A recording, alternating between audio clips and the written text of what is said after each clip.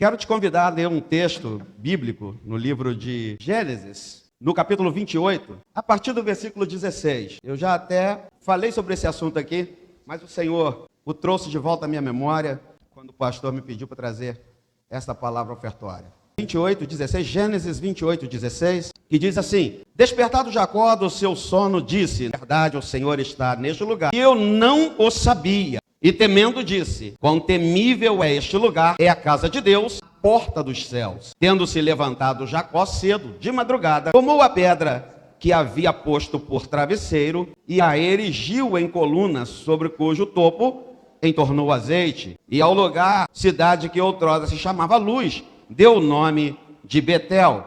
Fez também Jacó um voto dizendo: Se Deus for comigo e me guardar nesta jornada que empreendo, me der pão para comer e roupa que me vista, de maneira que eu volte em paz para a casa do meu pai, então o Senhor será o meu Deus, e a pedra que erigi por coluna será a casa de Deus, e de tudo quanto me concederes, certamente eu te darei o dízimo.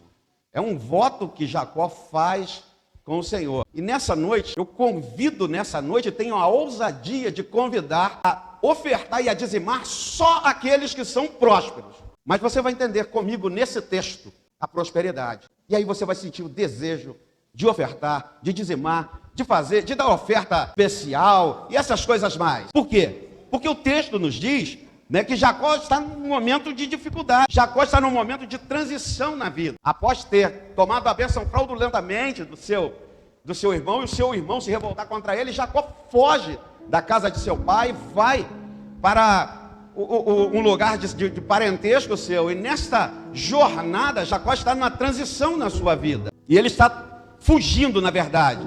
Ele está sozinho, sem garantia, está sem recursos nenhum e sem segurança.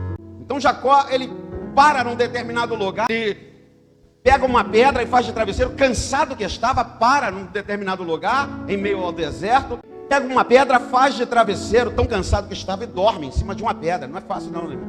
Com um travesseiro macio, às vezes já é difícil. E ele estava tão cansado que dorme, fazendo de uma pedra um travesseiro. Deus se revela a ele, Deus renova a aliança com ele. Deus, na verdade, Jacó ainda não tinha um perfeito conhecimento de Deus. E aí Deus fala com Jacó tudo o que falou com Abraão, seu avô, e com Isaac, seu pai. Revela a ele o plano que tem na vida dele. E ele vê uma escada que desce, que vai do céu até a terra, anjo subindo e descendo. E lá no topo dessa escada está o Senhor que fala com ele e renova com ele. Apresenta para ele, naquele momento, os planos que tem na vida dele, que vem desde seu avô, Abraão, seu pai, Isaac.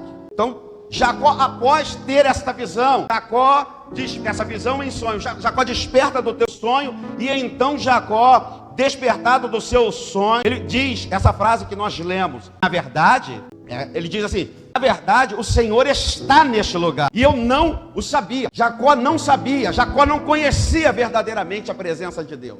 E ele, temendo, disse: Quão temível é este lugar. O lugar onde Deus se apresenta, irmãos, é um lugar temível. O lugar onde nós sentimos a presença de Deus é um lugar que traz em nós algum despertamento. E trouxe em Jacó um grande despertamento. Vamos falar de dízimos e ofertas? Estamos falando de dízimos e ofertas. E quando falamos de dízimos e ofertas, nós mexemos às vezes com o íntimo das pessoas. Nós estamos sendo bombardeados, irmãos. A igreja evangélica está sendo bombardeada por falsas doutrinas que dizem que dízimo e oferta não é mais coisa para esse tempo. Portanto, irmãos, nós precisamos contra-atacar a todas as heresias que estão sendo faladas. É necessário. Aquele que tem compromisso com Deus, tem compromisso com a obra dele, e a obra dele é mantida por mim. Deus não pode, Deus pode fazer tudo o que Ele quiser. Deus pode implantar igreja, implantar templos onde quiser. Apenas com a palavra de age e acontece. Mas Ele preferiu deixar a nós essa tarefa de fazer. Jacó nos apresenta uma prosperidade diferente da que nós procuramos nessa vida. Diferente do que as pessoas estão procurando. Diferente do que os pregadores de internet estão mostrando. A Bíblia nos coloca diante da prosperidade que Jacó realmente buscava. Jacó buscava assim, Jacó faz um voto ao Senhor. Cadê o versículo? Deixa eu só achar aqui. Fiz ali um pequeno esboço, mas já estou seguindo aqui correndo no texto, porque o tempo não nos permite. Tendo se levantado cedo de madrugada, tomou a pedra que havia posto por travesseiro e a erigiu coluna, e cujo topo derramou azeite, consagrou aquele lugar, consagrou aquela pedra. E ao lugar cidade que outrora se chamava Luz, deu o nome de Betel, casa de Deus. Você está na casa de Deus, dá um glória aí. Sabe por quê? Porque você vai ter que fazer igual Jacó agora. Estando na casa de Deus é necessário fazer igual Jacó fez. Jacó instituiu, naquele momento, esse lugar agora é a casa de Deus. A coluna que eu erigi aqui, a coluna que eu derramei azeite, é porque esse lugar agora é a casa de Deus. Fez também Jacó um voto dizendo, presta atenção no pedido de Jacó. Jacó faz um voto com Deus, um voto. Sabe por quê? Prosperidade vem através de compromisso. Prosperidade vem através, irmãos, daquilo que nós nos comprometemos com Deus. Jacó faz um voto na sua visão de prosperidade. E ele diz assim, se Deus for comigo, primeiro, da prosperidade, presença de Deus. Não existe prosperidade sem presença de Deus. O homem pode ser milionário, mas sem a presença de Deus, ele é pobre, cego e nu, como diz o texto de Apocalipse, na carta Laodiceia.